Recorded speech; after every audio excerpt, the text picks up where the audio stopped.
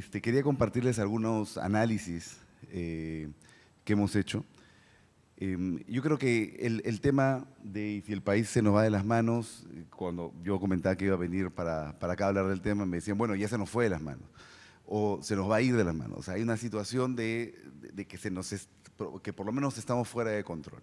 Yo creo que hay varios elementos que están apuntando en esa dirección y creo que hay algunas cosas que sí se pueden hacer, pero quiero empezar por uno de los temas que se habló al inicio, ¿no? El tema de la polarización, ¿no? Me parece que la polarización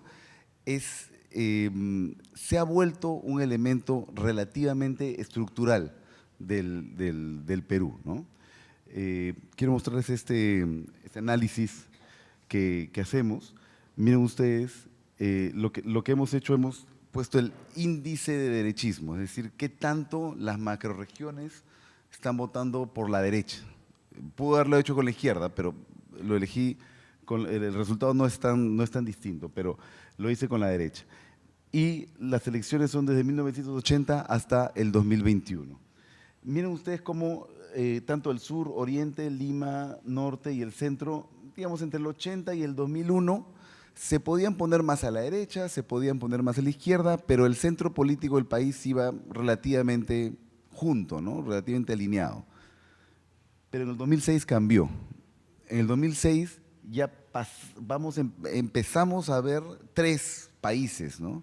Empezamos a ver cómo Lima se pone más de derecha, el sur se pone estructuralmente más de izquierda y el resto del Perú es, vamos a decir, un punto medio entre los dos. Entonces, de facto, estamos teniendo un país que es cada vez más polarizado, que teniendo comportamientos electorales muy distintos al Perú, por ejemplo, del 80 o el Perú inclusive del 2000. Ahora, esto, nosotros hemos hecho un análisis de por dónde se están yendo. Así como los swing states en Estados Unidos, ustedes han visto que hay algunas que sean fijas, hemos hecho el análisis de los swing regions, algo similar pero con Perú. Entonces tenemos algunas que pueden ser, que actualmente son de izquierda, por ejemplo el Pasco, que ahorita se está disputando, no sé si ustedes están siguiendo la OMPE, pero palmo a palmo, a nivel de los cientos de votos, Pasco, puede irse para la izquierda, para el centro, para la derecha, para cualquier lado. Lo mismo es, por ejemplo, Ucayali, ¿no? Ahorita de derecha, pero luego puede ser de izquierda, puede ser cualquiera. Hay otras que son muy fijas, que son difíciles de disputar por los candidatos, ¿no? Por ejemplo, Ayacucho. Esto lo hicimos, por supuesto, antes de las elecciones. Era evidente que Ayacucho iba a ganar la izquierda y era evidente que en Piura iba a ganar la derecha. Hay temas que ya son estructurales con respecto a la polarización. Si lo vemos así, abajo están las regiones que no cambian, vamos a decir, y las de arriba son las que sí cambian, las que son más disputables por uno o el otro, ¿no? Entonces, ¿qué vemos? Vemos un Perú que es relativamente fijo y un Perú que cambia, que puede ir de un lado al otro, ¿no? Si lo vemos así, esos son los resultados de esta elección. Y el mapa pintado en función de esos resultados, y se ha cumplido relativamente esta polarización, que ya la vi en los gráficos, les hablaba de las swing regions, y se ha manifestado con mucha claridad, ¿no? Vemos a un sur andino estructuralmente de izquierda, una costa norte, Lima, costa norte hablando desde Ica, extendiendo la palabra, también polarizada, y el resto del Perú disputado, como ven, palmo a palmo, o por el fujimorismo o por Juntos por el Perú, ¿no? Bueno, inclusive por Nito Montesinos en Moquegua, ¿no? Entonces, digamos, lo que vemos es, en esta elección se ha cumplido lo que se esperaba que iba a pasar, que es ya estructural esta polarización. Y no es una cosa especial de nosotros, ¿no? Es como se decía al principio también, la primera intervención. Miren ustedes, por ejemplo, Alemania, cómo está dividido, ¿no? Entre la CDU y la AfD. Lo que vemos es claramente un país dividido, polarizado. En Estados Unidos igual, los rojos y los azules son los que no son swing regions, son los fijos, y los colores más tenues son los swing regions. Muy similar en Perú, hay ciertos puntos fijos y ciertos puntos que se mueven, ¿no? En este sentido, yo pongo la pregunta que luego voy a tratar de responder, ¿es realmente malo esto? ¿O es algo que es buscar cambiar? ¿Queremos que todos sean del mismo color, pintados del mismo color? ¿O es algo con lo que vamos a tener que vivir, ¿no? Y yo creo que la polarización en sí misma no es el problema. Desde el punto de vista de polarización, yo creo que la polarización está bien, la política se acerca a polarización. La cosa es con qué cosas polarizas, ¿no? La política se trata de eso, la democracia se trata de la polarización, pero primero, ¿sobre qué, como les digo, y en qué términos? Y eso es lo que voy a hablar en un momento. Y en ese sentido, en el debate de la polarización, hablábamos con algunas personas antes de entrar, creo que el debate de segunda vuelta está siendo un poco demasiado polarizado, pero desde un punto de vista no virtuoso, porque las conclusiones que se podrían estar sacando me parece que están un poco fuera de la realidad, ¿no? Y no digo solamente los candidatos claro que tienen que crear realidades, pero hablo de los analistas políticos, de los analistas económicos, de los voceros, de los medios de comunicación, etcétera, ¿no? Miren la polarización que vamos a ver en el Congreso. Nuevamente, en la línea de lo que he estado hablando, los he dividido en bloques de izquierda, derecha y centro. Yo sé, es discutible, si tuviéramos más tiempo lo podríamos discutir en el sentido de, claro, derecha va a ser Fujimorismo y Renovación Popular. A ver, quiero ver que voten alineados, un Fujimorismo que está atacando a Fuerza Popular, eso está por verse, pero no voy a profundizar mucho en eso, sino quiero ver cómo es los años que nos esperan, ¿no?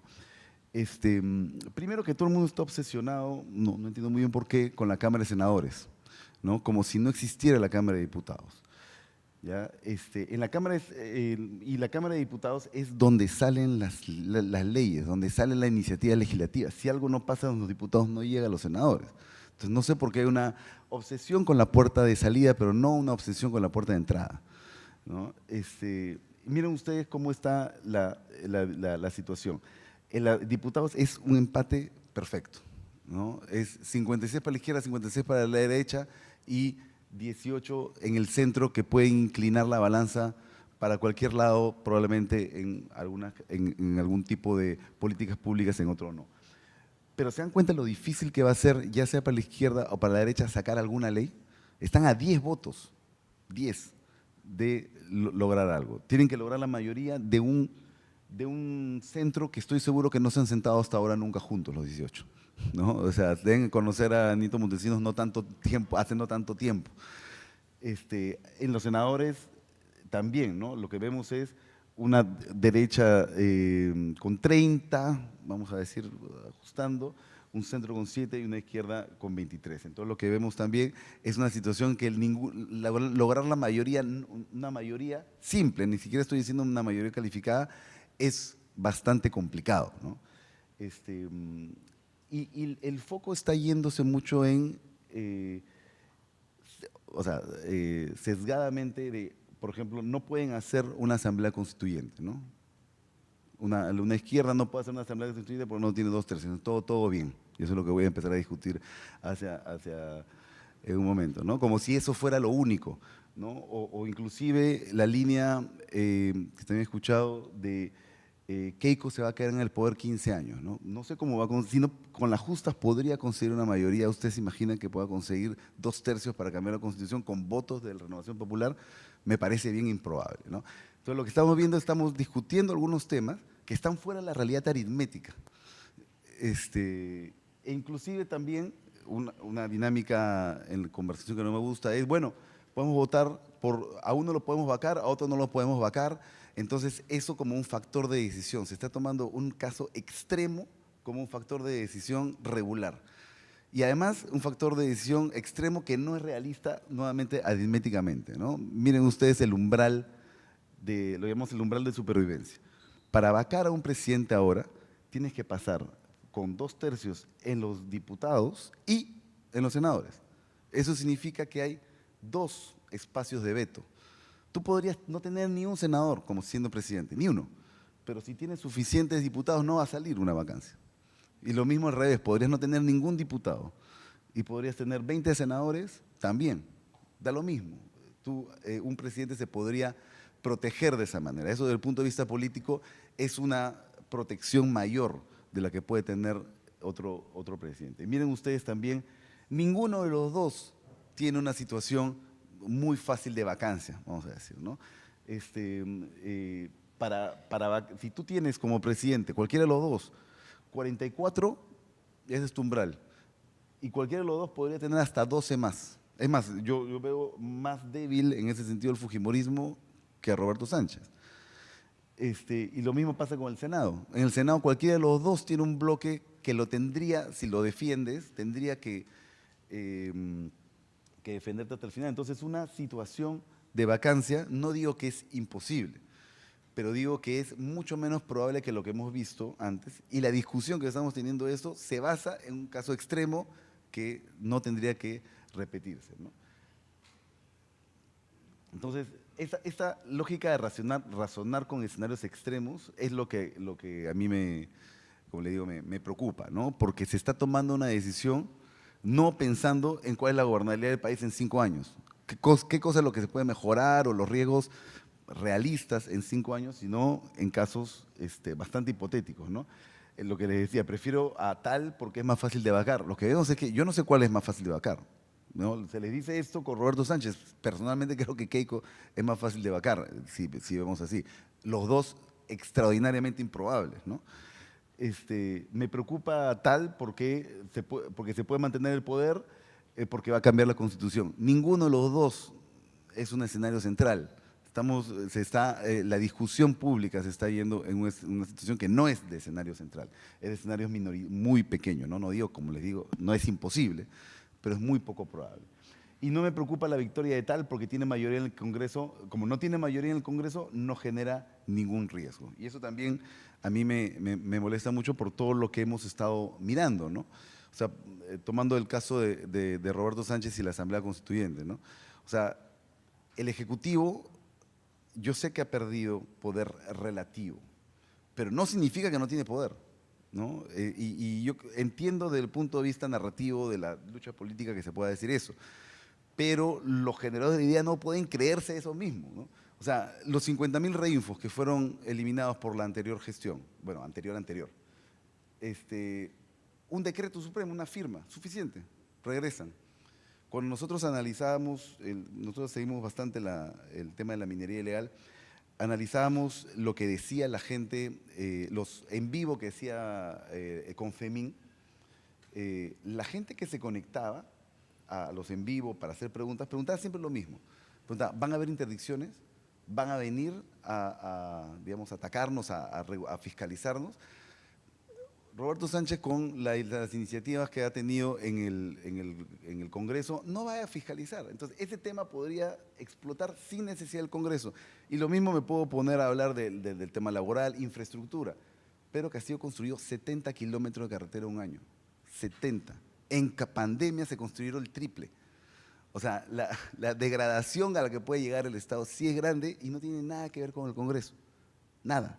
Tiene que ver simplemente con la presidencia. Entonces está descalificando a la presidencia como si no tuviera ninguna importancia. Creo que ese es un error porque, como les digo, el debate se está yendo hacia extremos que la verdad es que el escenario central, que es mucho más probable, sí presenta riesgos para el uno para el otro, pero presenta riesgos que me gustaría que se debatan más y no en los casos extremos, ¿no? Y como les decía, la polarización, que yo considero que no es tan mala necesariamente, lo que es mala son las características de esta polarización y cómo es que se debate, ¿no? Primero, se hablaba también desde el punto de vista de información, ¿no? Esto es una encuesta que nosotros hicimos con el SAE en un momento no electoral, como para que se haga, bueno, en el momento electoral la gente está un poco más informada, sí, pero un momento no electoral, y ni siquiera tan lejano, ¿no? En el 2025, fue en la segunda mitad del 2025. ¿Qué tanto la gente se informa de política? Y lo que vemos es, ok, vamos a verlo desde lo más activo, ¿ya? Lo más activo es, comparto información y comento en redes sociales, 9%, y participo en política activamente. Ese es el núcleo que habla en redes sociales, que participa, que es el que vemos, que es visible, ¿no? Busco informarme con frecuencia sobre política, pero no comparto, o sea, solamente lo hago de manera pasiva. Ojo, aquí la clase alta es la particularmente fuerte aquí. Son los que más se informan y menos participan de todos los grupos. Y 2/3 del país dice, me informo de política ocasionalmente. Cuando tienes las otras opciones, me parece que te informas muy poquito. Y 1/3 que te dice, no me informo nada. Entonces, lo que vemos es, se hace un debate político en un grupo con una distribución en la cual 2/3 se informa muy poco de lo que se está hablando. Entonces, es difícil tener un debate político cuando la gente no se está informando de manera más, digamos, muy frecuente, ¿no? Y solamente se disputa, encima lo que vemos, como les digo, es solamente 11% de la población que se está manifestando, ¿no? Un caso también en particular que vale la pena mencionar, el no me interesa la política es particularmente alto en el nivel socioeconómico E y es particularmente bajo en los jóvenes, ¿no? También una cosa que veo mucho es gente diciendo que los jóvenes no se están informando. Sí, se están informando de manera distinta, es cierto, pero son los que más se están informando, por lo menos los que menos desinterés de la política tienen. Y el otro es, como les decía hace un rato, en los términos en los cuales se genera el debate, ¿no? Esta es una gráfica que suelo utilizar, que me gusta usar para mostrar. ¿Así mejor? Ya. Los misperceptions, es decir, qué tan equivocadas están las personas con respecto a la realidad. Eso es una encuesta que hace Ipsos a nivel global, que lo que te dice es, te pregunta un hecho y luego te pregunta cuál es tu opinión, cuánto crees que es ese hecho, cuál es el nivel de pobreza en el Perú, ¿no? ¿Cuál es el nivel de escolaridad en el Perú, etcétera, con varias preguntas, y lo que miden es la distancia entre la realidad y lo que crees. Y el Perú está en está en el puesto 10 del país más equivocado con respecto a la realidad, ¿no? Entonces, estamos teniendo un debate político también con creencias que te llevan fuera de la realidad, ¿no? Es muy complicado tener un debate sobre temas reales si tú te estás basando en creencias equivocadas. Por ejemplo, esta es una que me gusta utilizar, ¿no? Hay también con respecto a la memoria histórica, ¿no?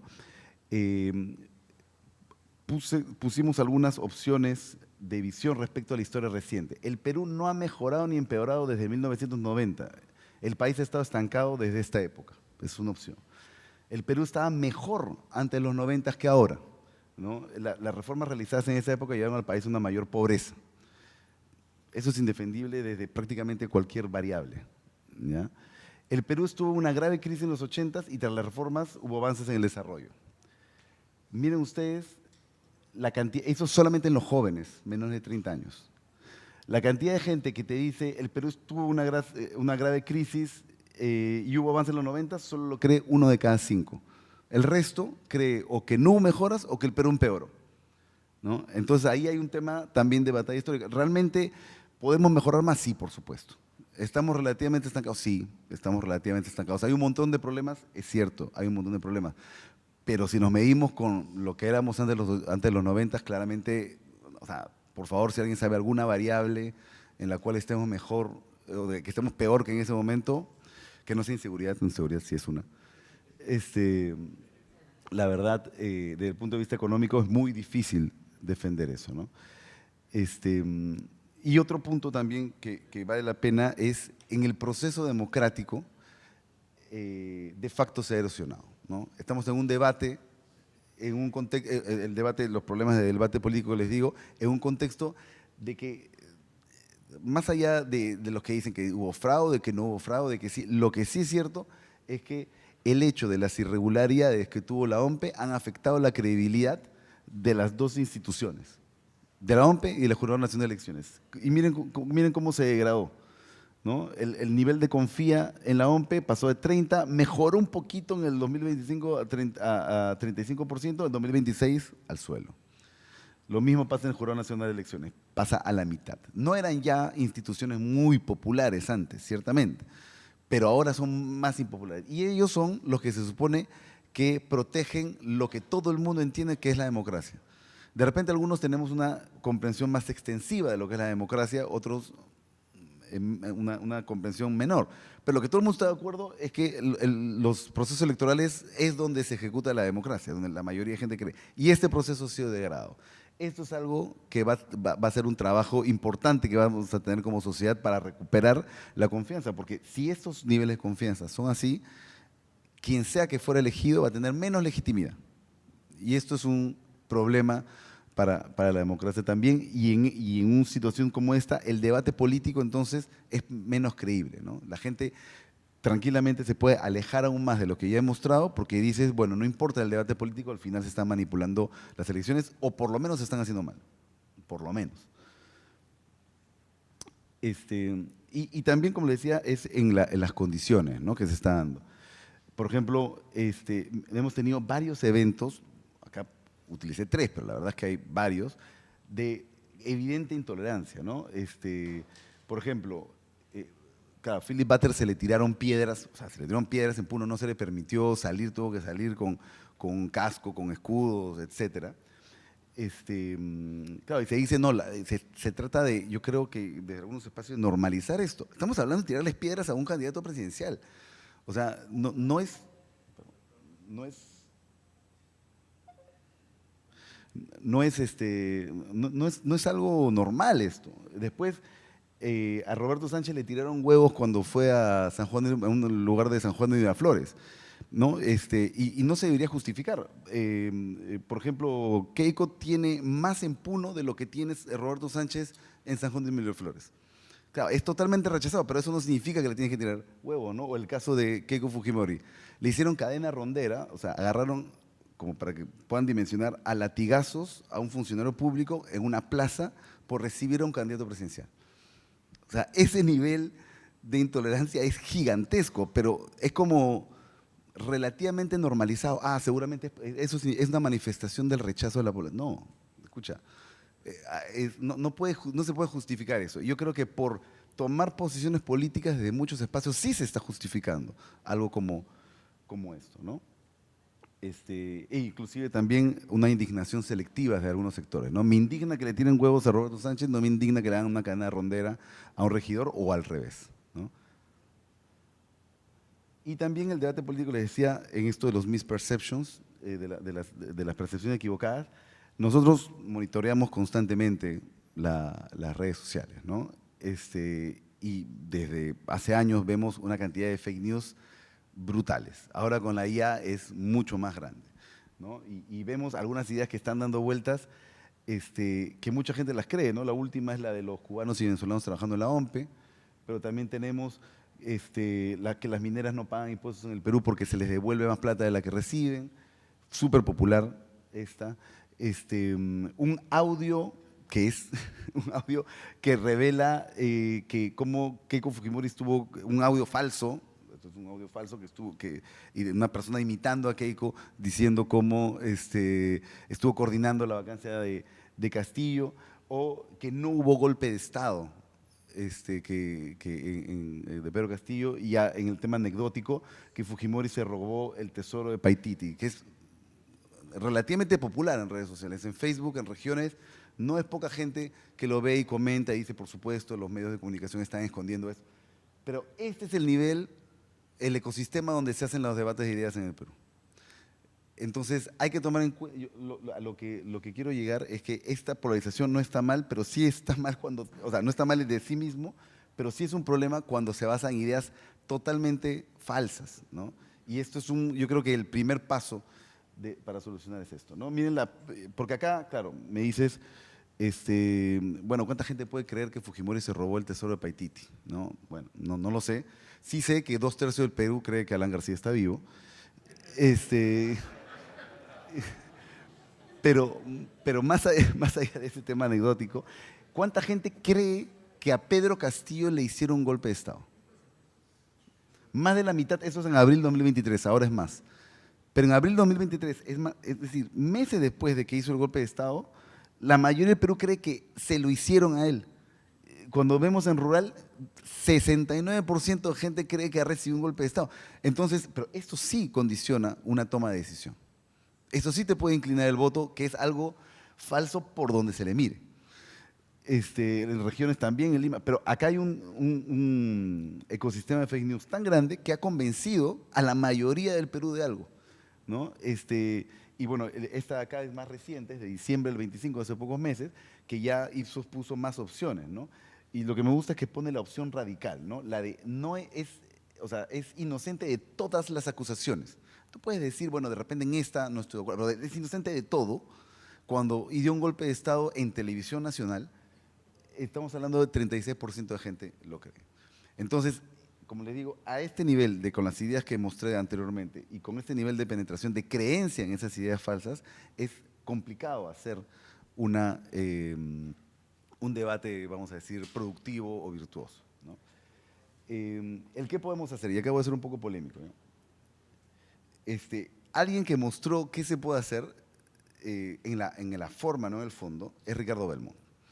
¿Ya? A mí también, una cosa que también me sorprendía es cómo se habla, la hija de Ricardo Belmont es la que ha inclinado la balanza, Ricardo Belmont ha aparecido ni en el momento, ni en el mejor momento de la hija tuvo tantas vistas como tenía en ese momento las cuentas de Ricardo Belmont. Ricardo Belmont era un vocero de prensa alternativa, de castillista, la que genera bastante de estos fakes, ¿no? Era un vocero de ellos durante años. Nosotros lo empezamos a ver con mucha importancia en las movilizaciones del golpe de Estado, producto del golpe de Estado, es decir, hace 3 años. Y miren ustedes, con toda la plata que López Aliaga metió, no llegó a la mitad de seguidores de Belmont, ¿no? Belmont era un vocero importante. ¿Por qué es un vocero importante? Porque comunicaba todo el tiempo. Todo el tiempo estaba comunicando, todos los días hacía un envío que se conectaba un montón de gente, todo, y hablaba no de temas muy técnicos, como le digo, al fondo yo no estoy de acuerdo, pero sí hablaba de temas que a la gente le interesaba. Entonces se mantenía hablando. Esto de acá, de tener 1.8 millones de seguidores, un poquito menos que Keiko en Facebook además, que es mucho más complicado ahora, porque por los algoritmos han cambiado y es mucho más difícil, lograr esto no es nada sencillo, es porque ha estado un trabajo permanente, ¿no? Entonces yo creo que uno de los puntos es este trabajo permanente de mantenerse comunicando, ¿no? Y algunas ideas con las que quiero terminar es que las ideas falsas no solamente están en Lima, ¿no? Porque yo veo mucho que la gente se centra en las ideas falsas del tipo de esta, ¿no? Los cubanos y los venezolanos, la OMP, las ideas falsas de la derecha, ¿por qué? Porque, como les mostré en el mapa, miren, uy,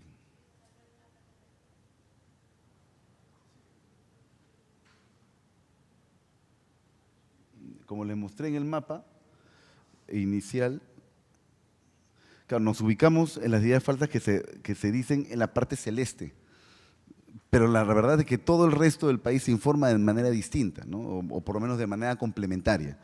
Entonces, hay una gran cantidad de ideas falsas que yo creo que también hay que combatir, ¿no? Después que, bueno, creo que hay que ser claros con la intolerancia con los límites violentos, ¿no? Yo creo que hay que indignarse por cualquier tipo de intolerancia de ese tipo, ¿no? La violencia, ya sea que venga de la izquierda, de la derecha, que sea en Lima, que sea en Puno, que sea en la ciudad, que sea en el campo, es una cosa que debería ser, no sé, no tolerada, ¿no? O por lo menos no relativizada o normalizada con algunos argumentos que yo escucho también. No es que ellos creen tal cosa, pueden creer lo que sea, pero no necesitan, no es no es una razón para atacar candidatos. Y las ideas sin disputa tienen que ser relevantes. Cuando son muy gaseosas o son muy abstractas, y ese es el gran aprendizaje con Belmont, ¿no? Cuando son muy abstractas, la gente no se conecta con esas ideas, no tienen que ser muy aterrizadas. Y ahí lo que Belmont ha demostrado y ha demostrado hasta dónde se puede llegar es cuando tú hablas constantemente y de temas relevantes, sí puedes tener llegada. No solo que el mensaje debería ser más virtuoso que el mensaje que decía Ricardo Belmont, ¿no? Bueno, muchas gracias.